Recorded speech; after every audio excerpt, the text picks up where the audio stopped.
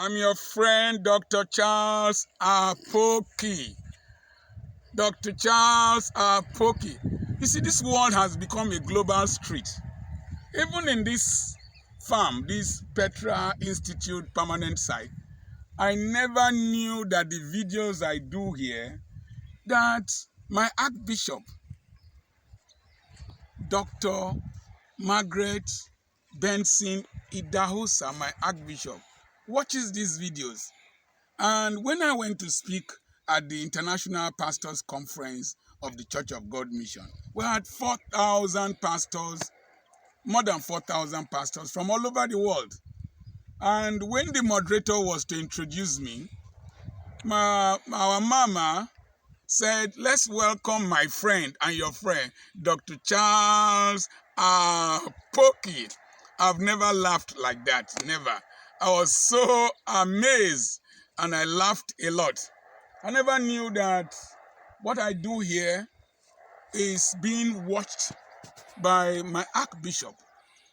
Somebody is watching you. This world is now a global street. A little thing you do somewhere can be amplified all over the world. I did a video somewhere there during the NSAS time, and it went viral. I did a video in that same place there about how I want, about the reality of aging and how I want my children to bury me. It went around the world. And so the world is a global street. But you see, one of the things I want to share with you, I will not forget to thank Flaming Network International.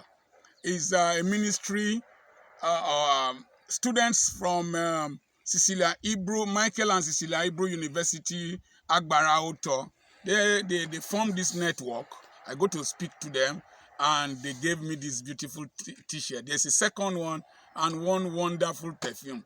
And I'm going to wear one t-shirt from the US that somebody brought here to the bush, to the farm. My nephew told me that, he said, uncle, you are a king. That even in the farmyard, people bring gifts to you. People brought a lot of gifts to me here this year. But let's go back to what I was saying. You see, I'm able to transit. I'm able to mutate.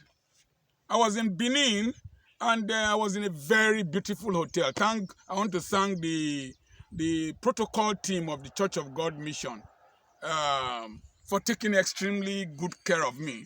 They put me in a Do Heritage Hotel, a suite, beautiful suite that I stayed, gave me good food. And the second day, I had a call from a professor. He said, Mama, is looking for you. Why didn't you come for dinner? And they sent a car, carried me to Mama Idahosa's house, said, sit near me. And these people are so polite. That's one thing I discovered with great people. Sit down here, sir. I was wondering, this is somebody I acted as protocol for. I used to usher her. My bishop was also there. They spoke there. This was a bishop I drove. As a medical doctor, I imported the car that I was using to drive him then. I was fastening my belt. But I was sharing the same platform with him to speak, and he introduced me. So I sat with Mama, I ate, and she took very nice care of me. It will surprise you to know that I wrote a book. I wrote a book on the subject matter, the pastor, his family, and his finances. I did not go to teach theology. I went to teach reality, the reality of the life I am living. I'm a medical doctor. I own two big, beautiful schools, two big, multi-million naira beautiful schools. I employ close to 100 and something workers. But the reality of life is that this is my farm. That is a tertiary institution I am building. But I have to demonstrate and practicalize the theology I am preaching in reality. Let's try to bring the Bible to the level of practicability. Let it be demonstrable. Let it be transferable. Let it be replicable. Don't just shout, I receive this. No. I try to demonstrate what I believe in the Bible. And so that's why I'm here. I sold 1,600 copies of that book. Just calculate it with your mind. How much is that? 1,600 copies of that book. In 1 hour, they bought 1,600 copies of my intellectual material that I sat down, typed on WhatsApp, sent to my son in Europe. He edited, I sent back, I went to publish it, carried them along. 1,600 copies of that book. So I'm not farming because I'm hungry. Neither am I farming because I'm poor.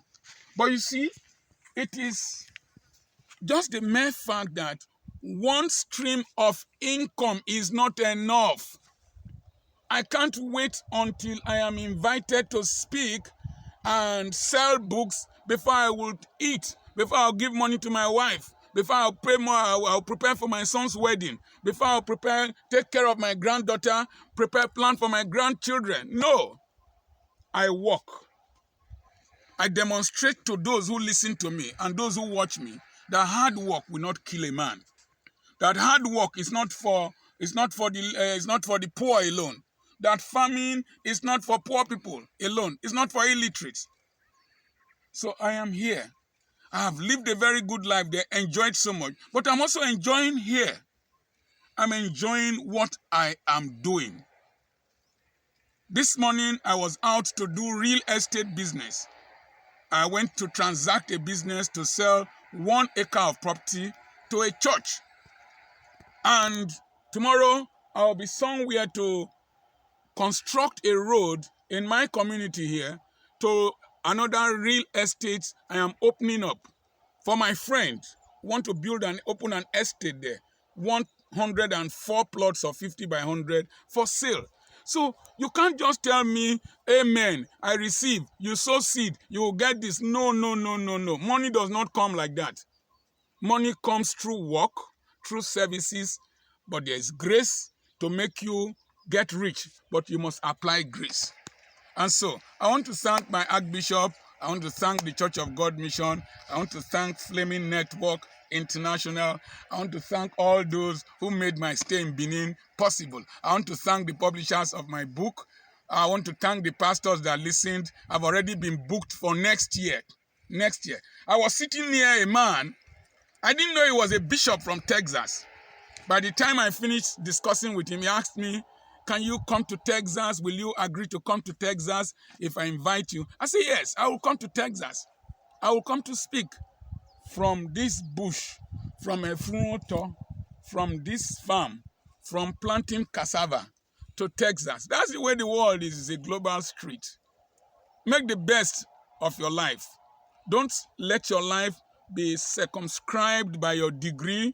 I'm anointed Dr. Apoki. Wear one collar and be called. I am Dr. Apoki, MBBS Ibadan. Raise your shoulders, booger with empty brain, you will have hunchback. I remain your friend. Don't booger with empty pocket. I remain your friend, Dr. Charles Apoki. God bless you.